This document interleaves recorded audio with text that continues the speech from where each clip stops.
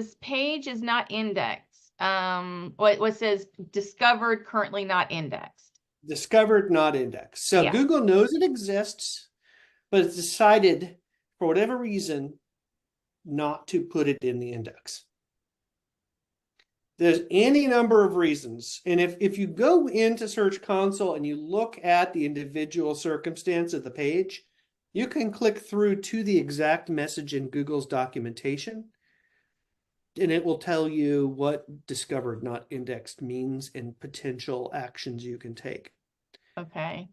But basically, it's decided that the page is not worthy of index. So there's several reasons why this might be the case.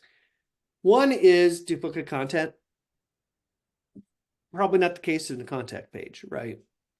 Unless there's some mysterious other contact page that you haven't discovered yet. Other could be lack of internal links to the page. Internal links tell Google this must be important if there are lots of internal links to the page. So for instance, and frankly, Google for this purposes doesn't value navigational links. I'm sorry, say that again. Does not value navigational links. So if it could be on the top of every page in the menu, and Google may not consider that a priority page because of that. I'd also remember that Google is mobile first. And so I would just double check that the mobile menu has a link and the mobile menu is crawlable. How new is this website? I'm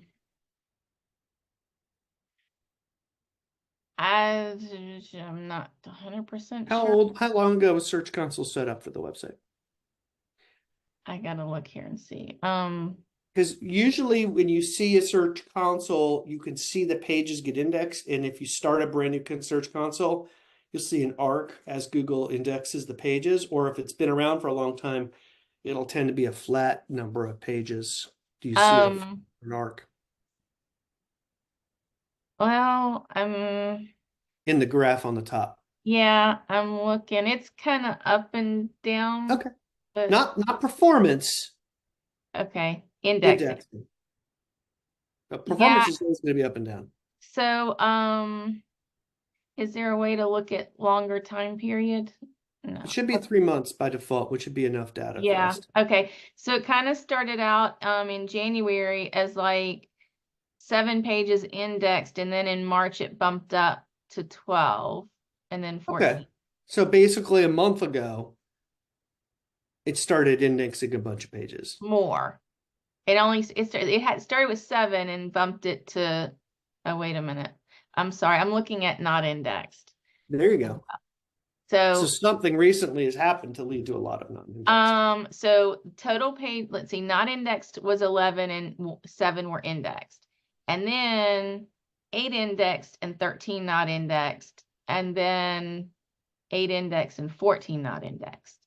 So the number of non-indexed pages is going up. Yes. Interesting. So Google is finding the quality of the pages. That's what I think. And starting to de-index. Now, we're talking ones, 1, 2. Yeah. So like, it's not a lot of numbers to like, Google is de-indexing the site. Okay, no, it's not there. If we had de-indexed 10 pages or 100 pages, we'd be like, oh, something really bad's going on. Yeah. Okay, so I'd look at those things. Contact pages typically get indexed, and they typically index and show up in site links. And we talked about site links recently, where it's when you do a branded search for your company and you see that Google shows your listing and then several additional links indented underneath your organic listing. That's a site link. And one of the most common site links is contact. And that Google will I'm just looking at something here. So I think I figured out one of the things that with that is that I reference it as a contact us page. And while it is a page for, the contact, it is not their primary contact page. It's like fill out this form for XYZ, not their main contact page. Okay. So I'm thinking that that's why they don't have a lot of text. It's just like fill out this form for XYZ Right. and not their primary contact page. All right. So this gets up to an issue where Google and a Google Search Console is telling us what they see, not necessarily trying to make an evaluation. So it's not trying to say your page sucks. It's trying to say we're not indexing your page. Not every page on every website needs to be indexed. Some pages are just there for navigational purposes. And so this Google is saying, hey, you know what? Humans can still get to this page, right? Because that's not what the Search Console is showing. It's not that people can't get there. It's not analytics. It's Search Console. And so what we're learning is that Google has just decided of all the pages on the site, we don't think this is one that gets worth. But that might be okay because it might be that people aren't Googling, I want to get this. Yeah. And getting to that page. Now, if through keyword research, you might learn that people are indeed looking for what's offered on that page, then we know through keyword research what to optimize for, we know what to write about, and we would blow that page out to make it a more sales page, right? Okay. But if it's just like, hey, we all like, I have a client that has a self-branded service that they call it Widget Wonder. I don't know. They call it Widget Wonder. And if you want to participate in the Widget Wonder service, you go to this page and fill out the form. Well, no one knows what Widget Wonder is, right? So the job of the website is to convince you should go check out Widget Wonder. So we don't really care if Google indexes the Widget Wonder page. It's a navigational page. You're on our website. Now we need to convince you that Widget Wonder is the solution you need and get you there. But people don't know, look, I need Widget Wonder. How can I get Widget Wonder? So it's not, because it's a self-branded thing. Eventually, people may be aware of what Widget Wonder is and does, and they might start searching for it in Google. But it's a new product that no one knows to look for yet. So if that Google hasn't indexed it, just means that